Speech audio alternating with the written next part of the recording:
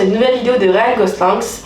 Dans cette vidéo, nous allons étudier deux tableaux importants dans la comptabilité financière afin de faire les états financiers. Nous allons étudier le bilan comptable et le compte de résultat. Donc aujourd'hui, nous allons expliquer ce que c'est le bilan comptable plus en détail. Donc vous avez actif et passif. Donc dans actif, c'est tout ce que possède l'entreprise et passif, c'est tout ce qu'elle doit. Donc dans le premier temps, vous avez les immobilisations corporelles, incorporelles et financières. Pour illustrer, corporel, ça peut être un immeuble, incorporel, un brevet et financière, des actions. Stock, vous savez. Créance, c'est quand par exemple vous fournissez un bien ou un service à une entreprise et que vous n'avez pas encore été payé, on dit que vous avez une créance sur l'entreprise. Ensuite, disponibilité et banque. Donc bancaire, disponibilité, c'est l'argent que vous avez en cash ou bien sur un compte bancaire. Il existe deux types d'actifs, les actifs courants et les actifs non courants. Donc un actif courant, sous l'acronyme AC, désigne tout ce que l'entreprise est amenée à conserver moins d'un an. Donc ça peut être par exemple des stocks ou des créances. Tandis que l'actif non courant, c'est totalement l'inverse, c'est tout ce que l'entreprise est amenée à conserver plus d'un an. Donc c'est par exemple un immeuble. Donc ensuite vous avez, comme je vous l'ai dit, après actif il y a passif. Et passif, ça correspond à tout ce que doit l'entreprise. Donc dans passif vous avez capitaux propres et dette, vous avez deux catégories. Dans capitaux propres, vous avez capital social, donc c'est tout ce que possède l'entreprise. En général, c'est ce qui est apporté dès le début pour construire et participer à la construction de l'entreprise. Ensuite, résultat net, c'est très relié au compte de résultat. Donc le résultat net correspond aux produits moins aux charges. Ensuite, vous avez les provisions, donc c'est toutes les dépenses que vous serez potentiellement amené à faire. Par exemple, vous avez construit sur un terrain, une centrale nucléaire, et les provisions correspondent à l'argent que vous allez débourser pour dépolluer la zone. Ensuite, vous avez réserve, donc c'est l'ensemble des bénéfices qui n'ont pas été distribués. Dans la deuxième catégorie dette, vous avez les dettes à long terme et à court terme. Long terme, en général, ce sont des emprunts, et court terme, ce sont des dettes chez le fournisseur. Comme dans les actifs, vous avez des dettes non courantes et des dettes courantes. Donc, dette courante, c'est tout ce qui vous serez amené à rembourser dans une période de moins d'un an. Donc, par exemple, les dettes fournisseurs, et à l'inverse, emprunt, donc long terme, sur plus d'un an.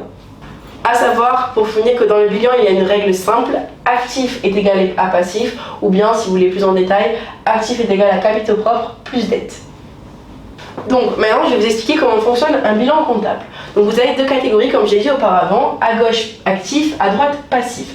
Dans chaque catégorie, vous avez débit et crédit qui sont associés à des symboles différents. Dans actif, vous avez débit associé à plus, crédit associé à moins, et à l'inverse dans passif, débit associé à moins et crédit associé à plus. Imaginez, c'est un miroir qui se colle pour s'en rappeler.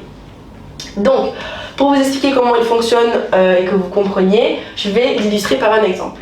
Donc, imaginons nous avons un apport de capital de 20 000 €, capital social, pour la création d'une entreprise X. Donc, nous allons recenser donc, dans banque un apport de 20 000 €.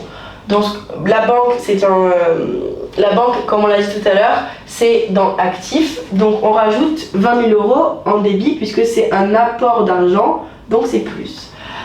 Donc, à chaque actif, vous avez une répercussion. À chaque transaction, vous avez une répercussion. Ici, c'est dans le passif. Donc là, je remets 20 000 € pour le débit. Hop. Vous avez une répercussion. Ici, c'est une répercussion dans le capital social, donc dans le passif.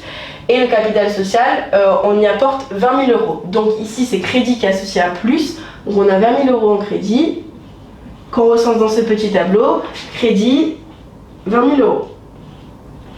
Ce qui fait qu'avec l'équation que vous connaissez, actif est égal à passif, nous avons actif qui s'égalise à passif, puisque si nous recensons, imaginons nous n'avons qu'une transaction dans tout notre exercice, si nous recensons notre actif, nous avons 20 000 €, et si nous recensons notre passif, nous avons 20 000 €, ce qui fait que les deux nombres s'égalisent. Donc là, nous allons maintenant expliquer ce que c'est un compte de résultat, et ensuite nous expliquerons comment il fonctionne. Donc un compte des résultats est séparé en deux parties, comme le bilan, charges et produits. Donc dans charge, vous avez essentiellement impôts et taxes, dotation aux amortissements, on expliquera ce que c'est dans une prochaine vidéo, ou bien en cours. Charge du personnel, ce sont les salaires, et achat matières premières, donc ça peut être achat de n'importe quelle chose. Ça peut être un achat pour votre production, c'est votre entreprise qui produit quelque chose.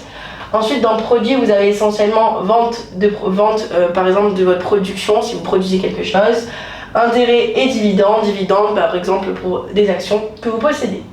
Donc à savoir, comme je l'ai dit tout à l'heure, le résultat net correspond à la soustraction de produits moins les charges et ça permet de voir si l'entreprise gagne ou perd de l'argent.